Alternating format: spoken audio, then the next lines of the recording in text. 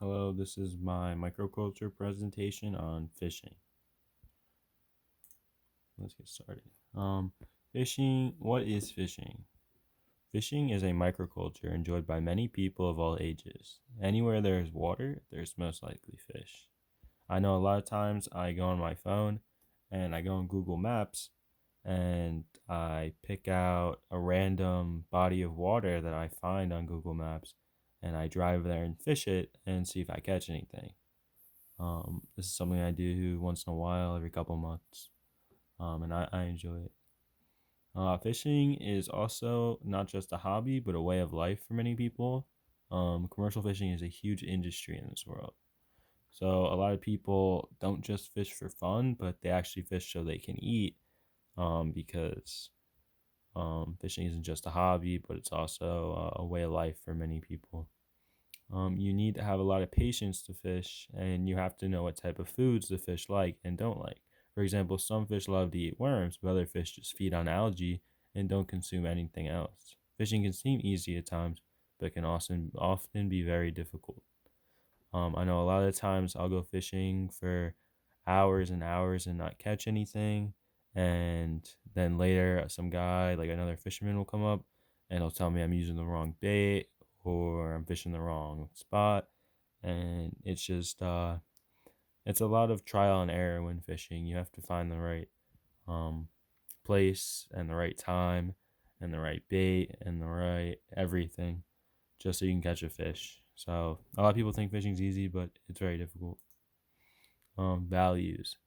Um, Nature is a big value in fishing. Most people who fish value nature, and sometimes the whole reason people go fishing is just to experience the nature around them.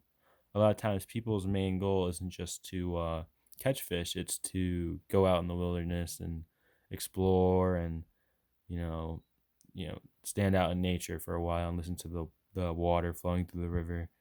A lot of people don't just do it for the fish. Oftentimes, I will fish from 5 in the morning to 9 at night. So I do long hours of fishing sometimes if like I'm not doing anything all day, and sometimes I don't catch a single fish, and I can walk miles down a river and not catch a fish.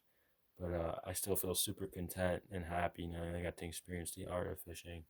I really enjoy like walking down the streams in my waders. Those are like pants that you use, so the water doesn't um, get on your clothes. So a lot of times I'll use those waders and I'll walk down streams. I'll wake up early in the morning. Um, Another value is patience. Many people don't like fishing because they lack patience, but it's often needed if you want to become a successful fisherman. Sometimes you go to a spot and you'll catch a fish immediately, and then you'll catch 10 more, and the fish are biting like crazy. But a lot of times it's very difficult to catch a fish because fish are actually very smart, and they can actually sometimes detect when a piece of food or bait has a hook in it, or if it doesn't have a hook in it. So fishing definitely takes a lot of skill and sometimes luck. Um, Another value is respect. If you are a fisherman, you should always respect your environment around you and the fish when you catch them. Without the fish, us fishermen would not be able to fish, and it would ruin the microculture. I know a lot of times people will fish for trout, and they'll catch a fish and they'll plan on releasing it, but they'll pick up the fish without wetting their hands, and you have to wet your hands when picking up a trout, because the oils on your skin can destroy the slime coating on the fish, and that's very bad if you're letting them go because they can get infections and they can die.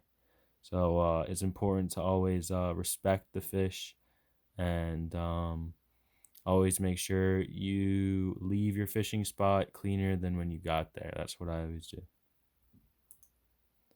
Characteristics. Equipment is a very important characteristic for fishermen. I have had many times when I've gotten to my fishing location after hiking deep into the woods and have realized that I forgot my swivels or carbon fiber line.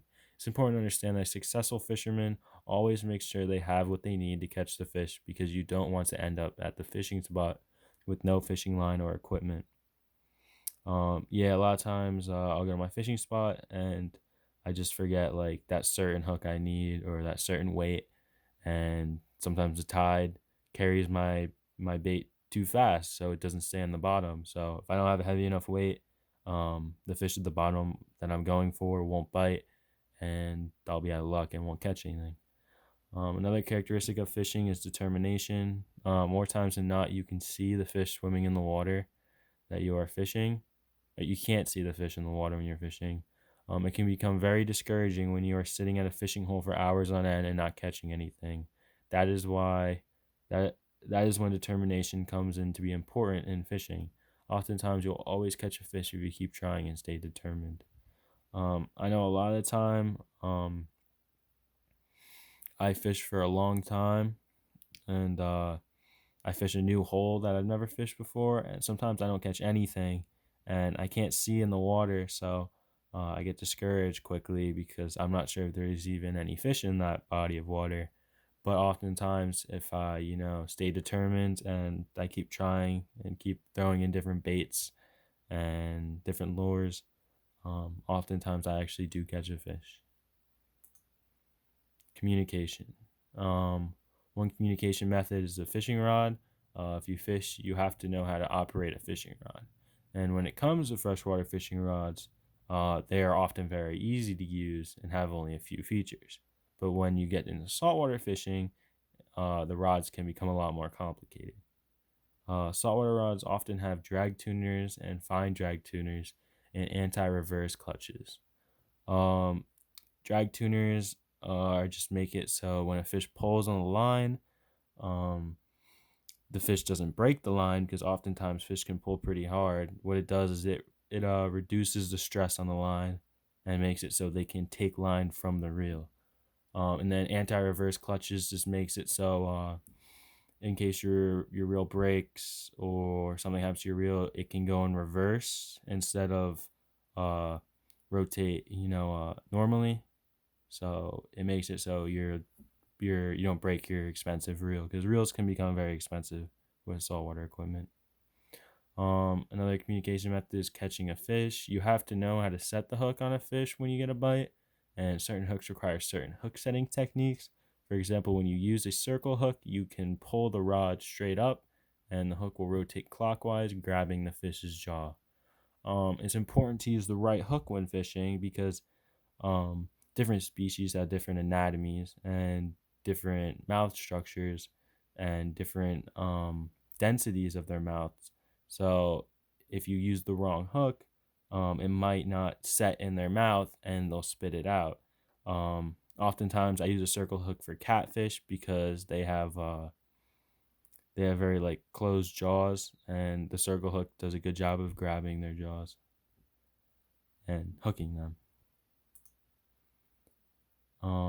Across cultures and facts, Japanese fishermen use birds to fish. This technique is called ukai and originated in the 6th or 7th century AD.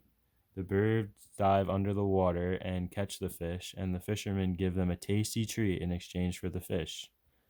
Fun fact, fish can actually swim backwards, and all fish need oxygen to survive. They use their gills to pull oxygen from the water, and water is oxidized through a process called diffusion. I know a lot of times when I'm fishing rivers and brooks near my house, um, they stock many trout in these rivers and brooks, and in order for these trout to survive, they have to have flowing water that runs over rocks, because when the water runs over the rocks, it splashes and pulls oxygen from the air, and that goes into the water that feeds the trout oxygen. Trout can't live in like small lakes like bass can, because they need a lot of oxygen in the water. When other fish like catfish and bass, they don't need as much oxygen, so that's why they live in different bodies of water. In conclusion, fishing is a great microculture with a great community, and a lot of people respect nature and its animals that fish. Um, I think it's all. I think that all people should try out fishing at least once in their lives. I know a lot of people don't like hurting the fish or don't like even touching the fish, but I believe that even if you don't like the fish in general, I think you should at least, go out with somebody that can teach you a little bit about fishing and show you great ways to broaden your horizons when it comes to fishing, because it can be a very interesting topic and microculture for many people. That concludes my presentation, and because I need to show my face, here's my face. Let me see.